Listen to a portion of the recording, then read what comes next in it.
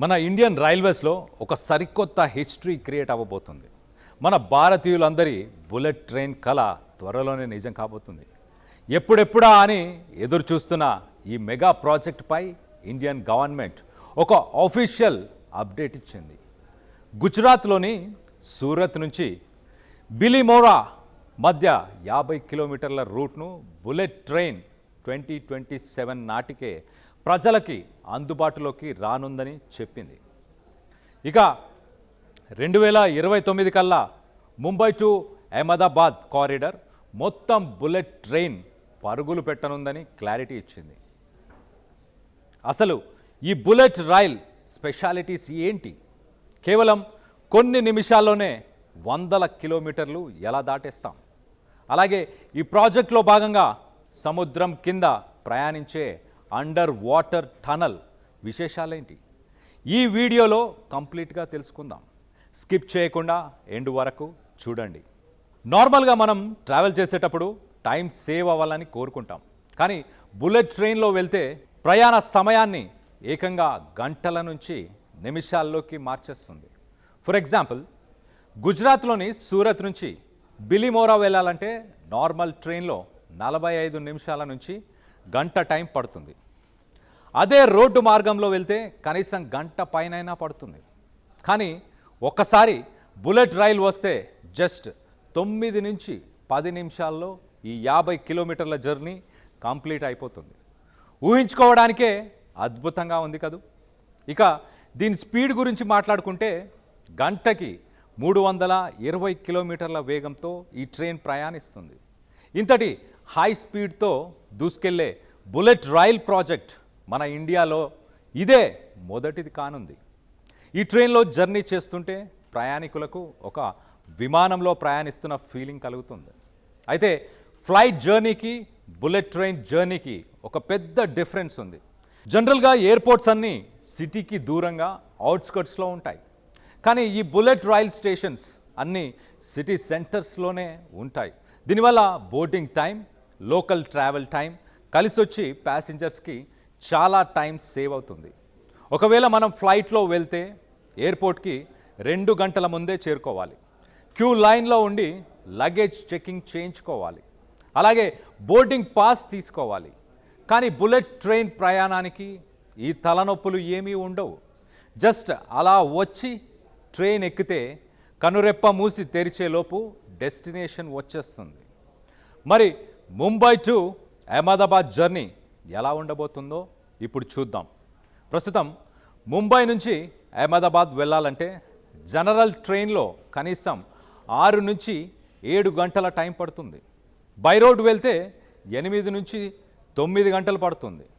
కానీ bullet train అందుబాటులోకి వస్తే కేవలం 2 గంటల 7 నిమిషాల్లోనే మీరు ముంబై నుంచి అహ్మదాబాద్ చేరుకుంటారు. దీనివల్ల ముఖ్యంగా business people, daily travellers and టూరిస్టులకు చాలా బెనిఫిట్ జరుగుతుంది.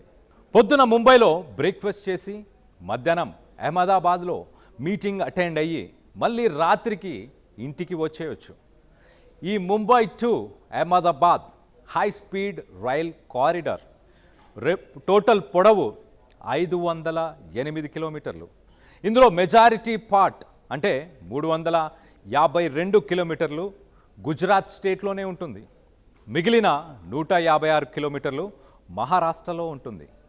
ఇందులో భాగంగానే మొదటగా సూరత్ నుంచి బిరామోలా మధ్య 50 కిలోమీటర్ల రూట్లో బుల్లెట్ ట్రైన్ను ప్రజలకి అందుబాటులోకి తీసుకురానున్నారు.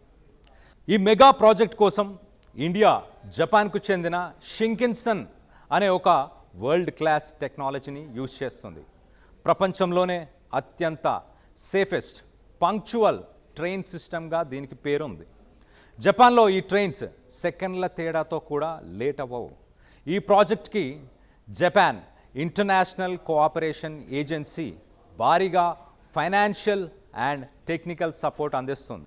ఇక్కడ మనం ఒక interesting and most challenging engineering Marvel గురించి మాట్లాడుకోవాలి.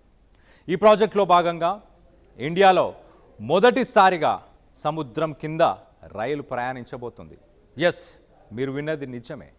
త్వరలో అండర్ వాటర్లో బుల్లెట్ ట్రైన్ పరుగులు పెట్టనుంది. ముంబై సమీపంలో నిర్మిస్తున్న ఈ అండర్ వాటర్ టనల్ అనేది ఈ ప్రాజెక్ట్లోనే అతిపెద్ద హైలైట్.